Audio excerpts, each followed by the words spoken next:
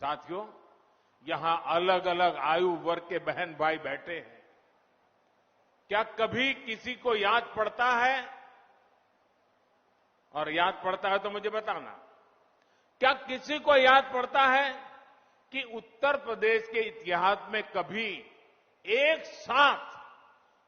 साथ इतने medical college का लोकार्पण हुआ हो?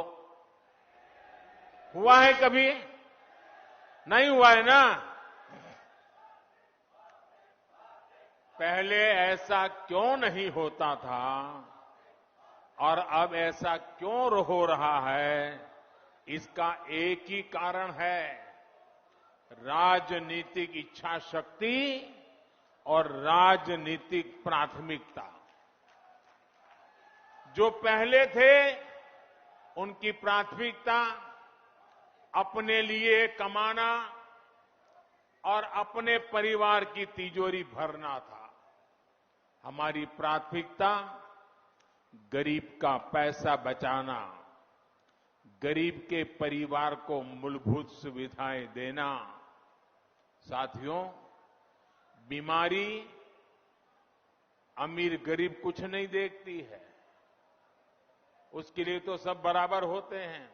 और इसलिए इन सुविधाओं का जितना लाभ गरीब को होता है, उतना ही लाभ मध्यम वर्ग के परिवारों को भी होता है।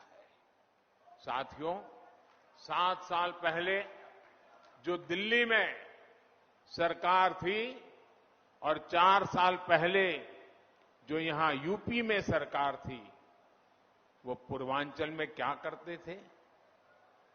जो पहले सरकार में थे वो वोट के लिए नहीं, डिस्पेंसरी की कहीं छोटे छोटे अस्पताल की घोषणा करके बैठ जाते थे।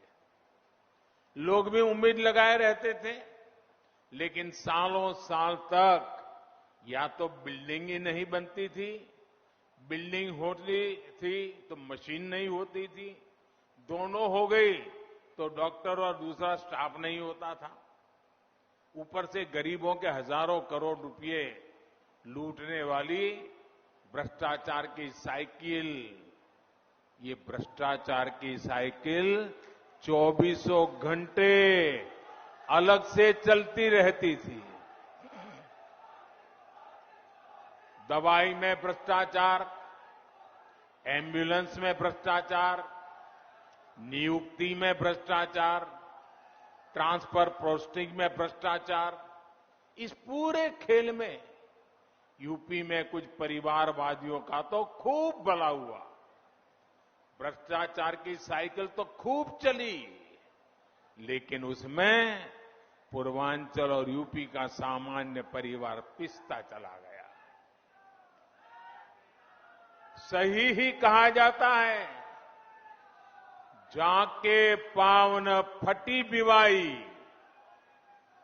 जाके पावन फटी बिवाई, वो क्या जाने पीर पर आई। भाई और बहनों, मेडिकल कॉलेज सिर्फ बेहतर इलाज ही नहीं देते, बल्कि नए डॉक्टर, नए पैरामेडिक्स का भी निर्माण करते हैं। जब मेडिकल कॉलेज बनता है तो वहां पर विशेष प्रकार की laboratory training centre, nursing unit, medical unit और रोजगार के अनेक नए साधन बनते हैं। दुर्भाग्य से पहले के दशकों में देश में डॉक्टरों की कमी को पूरा करने के लिए राष्ट्रव्यापी रणनीति पर काम ही नहीं हुआ। अनेक दशक पहले मेडिकल कॉलेज और मेडिकल शिक्षा की देखरेख के लिए जो नियम कायदे बनाए गए थे, जो संस्थाएं बनाई गई, वो पुराने तौर तरीकों से ही चल रही थी। ये नए मेडिकल कॉलेज के निर्माण में बाधक भी बन रही थी। बीते 7 सालों में एक के बाद एक हर ऐसी पुरानी व्यवस्था को बदला जा रहा है जो मेडिकल शिक्षा की राह में रुकावट बन रहा है। इसका परिणाम मेडिकल सीटों की संख्या में भी नजर आता है। 2014 से पहले हमारे देश में मेडिकल की सीटें 90,000 से भी कम थी।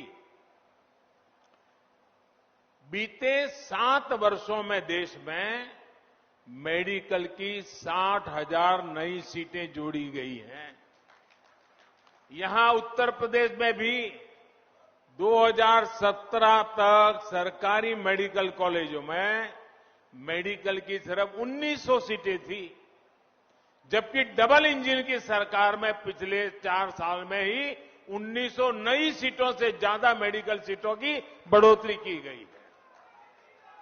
साथियों, मेडिकल कॉलेजों की संख्या बढ़ने का, मेडिकल सीटों की संख्या बढ़ने का एक महत्वपूर्ण पहलू ये भी है कि यहां के ज्यादा से ज्यादा युवा डॉक्टर बनेंगे। गरीब मां के बेटे और बेटी को भी अब डॉक्टर बनने में और आसानी होगी। सरकार के निरंतर प्रयास का परिणाम है कि आजादी के बाद 70 वर्षों में जितने डॉक्टर पढ़ लिख कर निकले, उससे ज्यादा डॉक्टर हम अगले 10-12 वर्षों में तैयार कर पाएंगे। साथियों, यूपी के भाई बहन भूल नहीं सकते कि कैसे योगी जी ने संसद में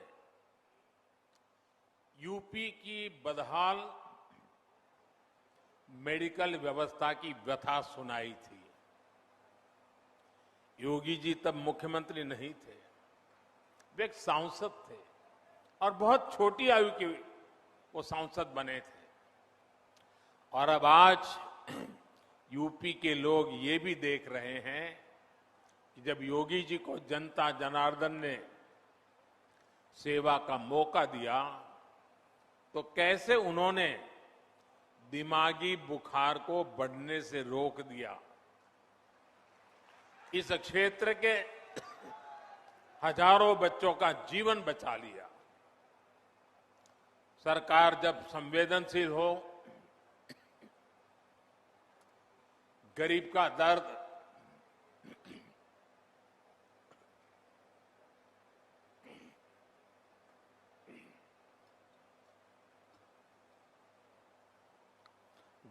दर्द समझने के लिए मन में करुणा का भाव हो, तो इसी तरह का काम होता है। भाइयों और बहनों, हमारे देश में आजादी के पहले और उसके बाद भी मूलभूत चिकित्सा और स्वास्थ्य सुविधाओं को कभी प्राथमिकता नहीं दी गई। अच्छा इलाज चाहिए तो बड़े शहर जाना होगा, अच्छे डॉक्टर से इलाज कराना है तो बड़े शहर जाना होगा। रात बिरात किसी की तबीयत खराब हो गई तो गाड़ी का इंतजाम करो और लेकर भागो शहर की तरफ। हमारे गांव देहात की यही सच्चाई रही है। गांवों के कस्बों में जिला मुख्यालय तक में बेहतर स्वास्थ्य सुविधाएं मुश्किल से ही मिलती थी। इस कष्ट को मैंने भी भोगा है, महसूस किया है। देश के गरीब, दलित, शोषित, वंचित, देश के किसान, गांवों के लोग, छोटे छोटे बच्चों को सीने से लगाए इधर उधर दौड़ रही माताएं, हमारे बुजुर्ग जब स्वास्थ्य की बुनियादी सुविधाओं के लिए सरकार की तरफ देखते थे तो उन्हें निराशा ही हाथ लगती थी। इसी निराशा को मेरे गरीब भाई बहनों ने अपनी नीति मान लिया था। जब 2014 में आपने मुझे देश की सेवा का अवसर दिया, तब पहले की स्थिति को बदलने के लिए हमारी सरकार ने दिन रात एक कर दिए। जनमानस के कष्ट को समझते हुए, सामान्य मानवी की पीड़ा को समझते हुए, उसके दुख दर्द को साझा करने में हम भागीदार बने। हमने देश के स्वास्थ्य सुविधाओं को सुधारने के लिए, आधुनिकता लाने के लिए एक महायज्ञ शुरू किया, अनेक योजनाएं शुरू की। लेकिन मुझे इस बात का हमेशा अफसोस रहेगा कि यहां पहले जो सरकार थी उसने हमारा साथ नहीं दिया। विकास के कार्यों में वो राजनीति को ले आई। केंद्र की योजनाओं को यहां यूपी में आगे नहीं बढ़ने दिया गया।